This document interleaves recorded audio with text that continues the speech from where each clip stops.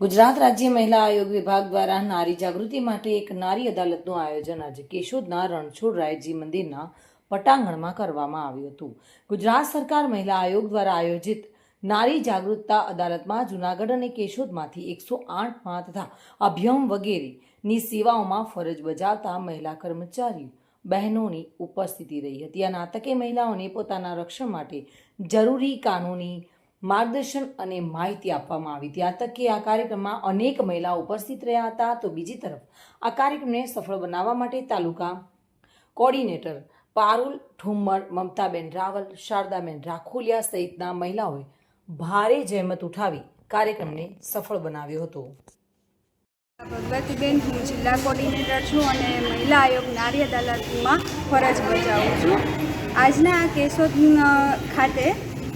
નવરાત્રિના નવસંકલ્પ ખાતે એક મહિલા આયોગ દ્વારા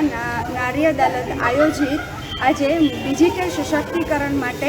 અને મહિલાઓના જે ઘરેલું હિંસાને માટે આજે એક નાનો એવો કાર્યક્રમ રજૂ કરેલો હતો, જેમાં નારી અદાલતની ક્ષમતા કમિટી દ્વારા એક ઘરેલું હિંસાને લગતું નાટક પણ રજૂ કરેલું હતું અને મહિલાઓને કઈ રીતે ઘરેલું હિંસા અટકાવી અને ભારત સરકારે ઘણી યોજનાઓ મહિલાઓ માટેની બહાર પાડી છે, જેમાં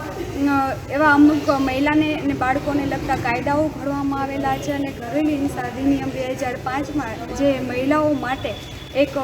અલગથી એનું અમલીકરણ કરવામાં આવ્યું છે અને કાયદો એક અલગથી બહાર પાડ્યો, એમાં જેમાં ઘરેલું હિંસામાં ભાવનાત્મક હિંસા હોય, આર્થિક હિંસા હોય કે જાતીય હિંસા હોય કે જે કોઈ પણ સ્ત્રી હોય, એવું નહીં કે પતિ છે પત્નીને જ માટે આ કાયદો લાગુ પડે છે, પણ સમાજની દરેક દીકરીઓ અને સ્ત્રીઓને આ કાયદો લાગુ પડે છે, જેમાં પત્ની છે એ કાયદામાંની રક્ષણ માટે જઈને ઘરેલું હિંસા એક અધિકારીની એક ઓફિસ હોય છે, જ્યાં જઈને તે પોતાની અરજી લખાવી શકે છે અને પતિના ઘરમાં જ તે રહી શકે છે, જેના માટે એને રહેઠાણની સુવિધા ઉપલબ્ધ કરવામાં આવે છે. પછી એને કોઈ ડાક્ટરી સારવાર છે એ બી આપવામાં આવે છે. એટલે આવી રીતે ઘરેલું હિંસાનો જે કાયદો છે એ સ્ત્રીઓને રક્ષણ આપે છે અને મહિલા આયોગ છે નારી અદાલત એ બહેનોને કાયદાકીય માહિતી તેમજ જેને થતા અત્યાચારો ઉપર એક અવાજ ઉઠાવીને પોતાને આત્મનિર્ભર બને અને પોતે સ્વાવલંબન બને એ માટેની યોજનાકીય માહિતી પણ નારી અદાલત દ્વારા આપવામાં આવે છે. મધુ રાવલિયા સાથે bureau report, today Gujarati news.